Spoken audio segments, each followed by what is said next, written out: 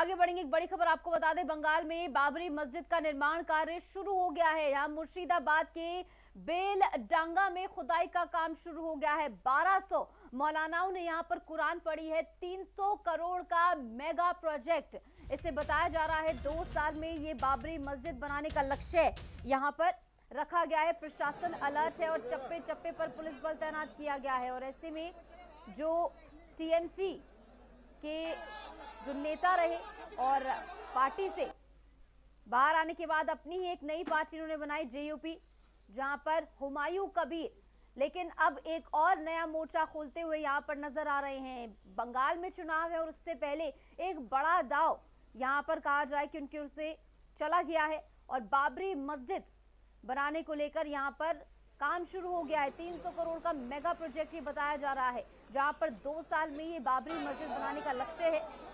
और ऐसे में प्रशासन अलर्ट है, चप्पे चप्पे पर पुलिस बल तैनात किया गया। किसी भी प्रकार की अव्यवस्था या फिर कोई भी यहाँ पर अनहोनी ना होने पाए, इसका खासा ध्यान यहाँ पर प्रशासन की ओर से रखा जा रहा है।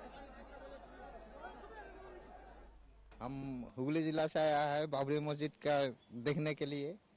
बहुत आशा था हम लोग को आने का, इसीलिए आज मौका मिला है, आज आया है बाबरी मस्जिद देखने के लिए। अब दूसरा जगह भी घूमेगा।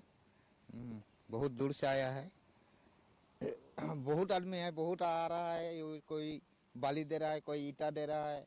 इस दिन का जो आज बहुत बड़ा दिन है जो हम लोग आ पाया है यहाँ पर। ऊपर वाला फिर कब आएगा नहीं आएगा, ये तो यही बात है।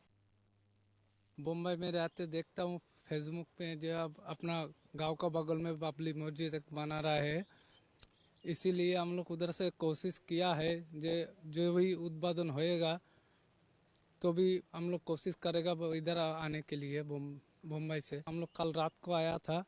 अच्छा, इधर परिसेवा भी अच्छा दिया, रहने खाना पीना सब बहुत बढ़िया के काम किया है इन लोगों ने।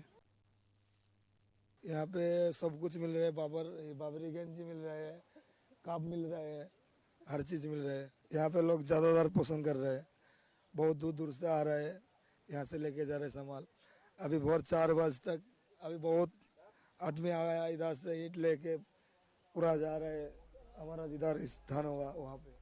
और चलिए खबर में आगे बढ़ेंगे। आम आदमी पार्टी के राज्यसभा सांसद संजय सिंह ने आज कई मोर्चों पर केंद्र सरकार और बीजेपी को आड़े हाथों लिया। सदन की परंपराओं का हवाला देते हुए संजय सिंह ने कहा कि जिस स्पीकर के खिलाफ अविश्वास प्रस्ताव आ जाए उसे नैतिक रूप से चेयर पर नहीं बैठना चाहिए। वहीं बंगाल में बाबरी मस्जिद निर्माण के मुद्दे पर उन्होंने जनता को आगाह करते हुए कहा कि जो भी हिंदू मुसलमान के इन विवादों में पड़ेगा वह मूर्ख है। दिल्ली की बदहाल व्यवस्था पर दुख जताते हुए संजय सिंह ने रोहिणी में हुई युवक की मौत के लिए सीधे तौर पर बीजेपी को जिम्मेदार यहां पर ठहराया है। उन्होंने कहा कि जब से अरविंद केजरीवाल की सरकार को काम करने से रोका गया है, तब से दिल्ली की सड़कें और सुरक्षा भगवान भरोसे है। बात करने के लिए हमारे साथ आम आदमी पार्टी के राज्यसभा सांसद संजय सिंह है। सर, कांग्रेस ने लोकसभा स्पीकर जो ओम बिरला है उनके खिलाफ अविश्वास प्रस्ताव पेश किया। उधर स्पीकर ने यह कहा है जब तक निर्णय नहीं हो जाता है वो सदन में नहीं आएंगे। नहीं, तो ये परंपरा भी रही है कि जब किसी स्पीकर के खिलाफ अविश्वास प्रस्ताव आ जाता है तो उसके बाद वो चेयर पे नहीं बैठते हैं। तो इसके नाते उन्होंने निर्णय लिया होगा कि वो सदन में नहीं आएंगे। बाकी सबसे बड़ा मसला इस समय यूएस के साथ ट्रेड डील का है, जिससे करोड़ों किसानों के हितों को गिरवी रख दिया गया है। और वो ट्रेड डील भारत के खिलाफ है, जिसमें आपने ये भी मान लिया कि आप रूस से तेल नहीं खरीदेंगे। रूस से तेल नहीं खरीदेंगे तो 80,000 करोड़ रुपए का सालाना हिंदुस्तान की जनता के ऊपर भार पड़ेगा। तो ये जो समझौता है देश के खिलाफ, इसके बारे में सदन में आके प्रधानमंत्री जी को जवाब देना चाहिए। वो भागे भागे फिर रहे हैं और स्पीकर साहब उनकी मदद कर रहे हैं इस काम में, सदन नहीं चलने पा रहा है, तो ये ठीक नहीं है। बाबरी मस्जिद के पुनर्निर्माण पर उत्तर प्रदेश के मुख्यमंत्री योगी आदित्यनाथ ने कहा है कयामत के दिन कभी नहीं आएंगे, बाबरी मस्जिद का पुनर्निर्माण नहीं होगा। हुमायूं कबीर ये कह रहे हैं कि इन लोगों का मिला जुला खेल है। इन चक्करों में जो पड़ेगा हिंदू मुसलमान दोनों, मैं तो कहूंगा मूर्ख हैं जो भी इन चक्करों में पड़ता है। मुसलमानों को भी मैं कहूंगा और हिंदुओं को भी मैं कहूंगा, जो इन चक्करों में पड़ रहा है वो मूर्ख हैं, वो अपने बच्चों का भविष्य नहीं सोच रहे हैं। ये इन दोनों का मिला जुला खेल है।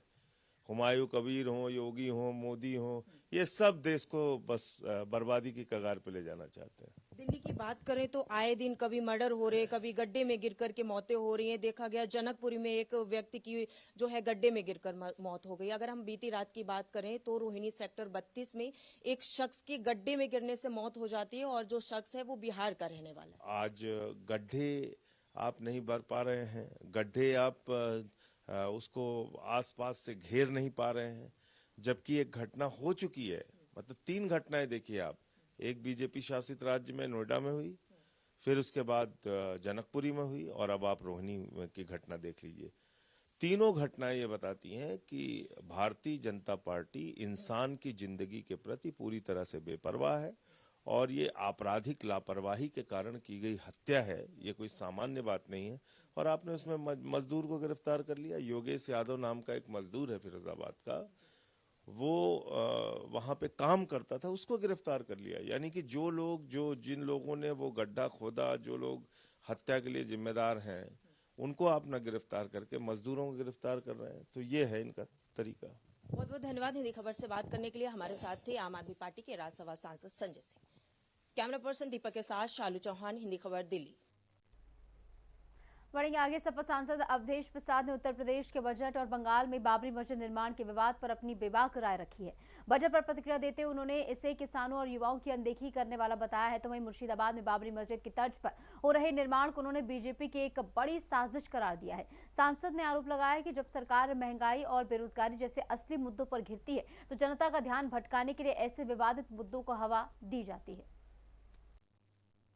हमारे साथ बात करने के लिए सपा सांसद अवधेश प्रसाद हैं। सर, आज यूपी का बजट पेश होने जा रहा है। ये कहा जा रहा है शिक्षा मित्रों की सैलरी बढ़ सकती है इसमें, और जो विधवा दिव्यांग है उनकी पेंशन जो है वो भी बढ़ाई जाएगी, और तमाम ऐसी मुद्दे हैं जिनको लेकर ये कहा जा रहा है कि इस बार जो यूपी का बजट है वो बड़े उसमें पेश होने जा रहा है।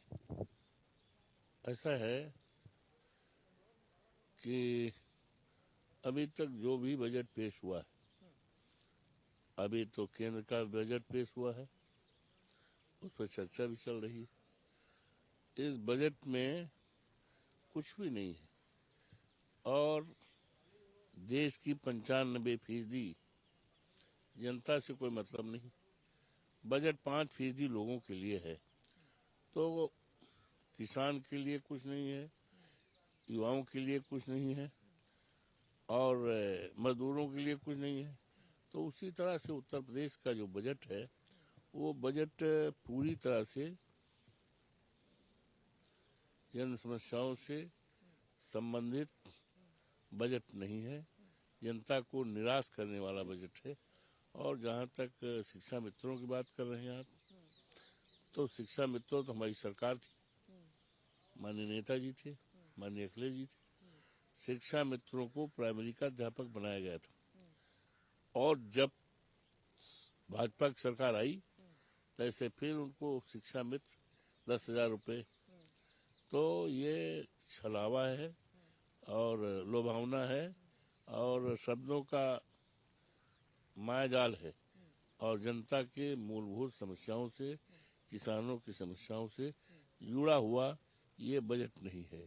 हमारे साथ सपा सांसद अवधेश प्रसाद थे। इनका सीधे तौर पे कहना है कि केंद्र ने अपना बजट पेश किया, उसमें कुछ नहीं था। अब यूपी का बजट पेश होने जा रहा है तो उस बजट में भी कुछ नहीं है, किसी के हित में ये बजट नहीं है। तो वहीं कांग्रेस के दिग्गज नेता प्रमोद तिवारी ने किरण रिजिजू के सोशल मीडिया पोस्ट पर पलटवार करते हुए उन्हें संवैधानिक मर्यादा की याद दिलाई है। प्रमोद तिवारी ने कहा कि एक मंत्री का पद जिम्मेदारी भरा होता है, न कि समाज में विभाजन पैदा करने वाला। वहीं बंगाल में बाबरी मस्जिद की तर्ज पर हो रहे निर्माण के विवाद पर उन्होंने बीजेपी को घेरते हुए कहा कि सरकार अपनी कमियों को और नाकामियों को छिपाने के लिए फिर से धार्मिक भावनाओं को भड़काने की कोशिश कर रही है। उन्होंने साफ कहा कि जनता अब इन चुनावी हथकंडों को समझ चुकी है। हमारे साथ बात करने के लिए कांग्रेस सांसद प्रमोद तिवारी हैं। सर, जिस तरीके से संसद के अंदर का वीडियो बीजेपी ने ट्वीट किया, उनके कई सांसदों ने ट्वीट किया है और उस पर केंद्रीय मंत्री किरण रिजिजू ने कहा कि कांग्रेस और राहुल गांधी अपने सांसदों को लड़ाई के लिए आगे करते हैं, जबकि हम लोग अपने सांसदों को रोकते हैं। हम अपने सांसदों को दोबारा कहेंगे, बार बार कहेंगे, जनता की आवाज लोकतांत्रिक ढंग से, संसदीय ढंग से सदन में उठाओ, भरपूर ताकत से उठाओ, और हम उठाएंगे।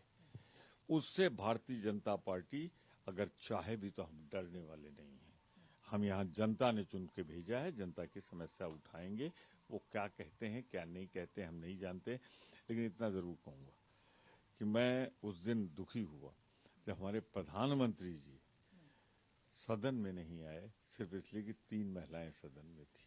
अरे मनमोहन सिंह जी का वीडियो देख लेते। मैं खुद मनमोहन सिंह जी के सामने खड़ा हो गया था जब तेलंगाना को अलग करने का प्रस्ताव आया था। यही लोग जो आज बोल रहे हैं उन पर कागज फेंक रहे थे, उन पर हमलावर थे, पर वो बहादुर आदमी खड़ा रहा। और मैं इनको तो कुछ नहीं कहूंगा, पर बहादुर नहीं कह सकता। आप लोगों ने अविश्वास प्रस्ताव पेश किया, उसके बाद ओम बिरला स्पीकर है, उन्होंने ये कहा है कि जब तक निर्णय नहीं हो जाता है जब तक हम सदन में नहीं आएंगे। कौन सी नई बात करेंगे? 1954 में, 1966 में, 1987 में जब तीनों अध्यक्षों के खिलाफ अविश्वास प्रस्ताव आया था तो मर्यादा और गरिमा की रक्षा करते हुए नहीं आए थे। ये क्या कर रहे हैं? ये भी तो वही कर रहे हैं जो तीनों ने किया। बाबरी मस्जिद का पुनर्निर्माण होने जा रहा है। यूपी के मुख्यमंत्री योगी आदित्यनाथ ने ये कहा है कि कयामत का वो दिन कभी नहीं आएगा, बाबरी मस्जिद का पुनर्निर्माण नहीं होगा, जो लोग इनका सपना देखते हैं वो नष्ट हो जाएंगे। सर्वोच्च न्यायालय ने फैसला कर दिया है, वो अंतिम, उस पर कोई विवाद नहीं हो सकता। अब ये भारतीय जनता पार्टी एक अपनी बी टीम बना दे, मेरा इशारा हुमायूं जी की ओर है, और वो वही बोले जो भाजपा चाहती है, उससे भाजपा को एक फायदा होने जा रहा है। जो पाप किया है ना, उससे लोगों का ध्यान हटेगा और उनकी असफलताओं से लोगों का ध्यान हटेगा। तो मैं तो ये कहूंगा कि एक काल्पनिक युद्ध जैसे बच्चे खेलते हैं ना, वैसे ही एक काल्पनिक युद्ध खेल रहे हैं। बहुत बहुत धन्यवाद हिंदी खबर से बात करने के लिए। कैमरा पर्सन दीपक के साथ शालू चौहान, हिंदी खबर, दिल्ली। जो फॉरेन इन्फिल्ट्रेटर है, जो इन्वेडर है, जो विदेश से आकर भारत के जनता के ऊपर, भारत के संस्कृति के ऊपर आघात किए, उनके नाम पर मस्जिद बनाना, ये कोई भी जगह बनाना, वो ठीक नहीं है। हम उसके सख्त खिलाफ है। ईश्वर के यहाँ से, अच्छा वो इशू जब खत्म हो चुका है तो पागल है कोई आदमी जो इस तरह की बात कहता है? Is that issue now in Uttar Pradesh? सर्वोच्च न्यायालय ने फैसला कर दिया है, वो अंतिम, उस पर कोई विवाद नहीं हो सकता। अब ये भारतीय जनता पार्टी एक अपनी बी टीम बना दे, मेरा इशारा हुमायूं जी की ओर है, और वो वही बोले जो भाजपा चाहती है, उससे भाजपा को एक फायदा होने जा रहा है। जो पाप किया है ना, उससे लोगों का ध्यान हटेगा और उनकी असफलताओं से लोगों का ध्यान हटेगा।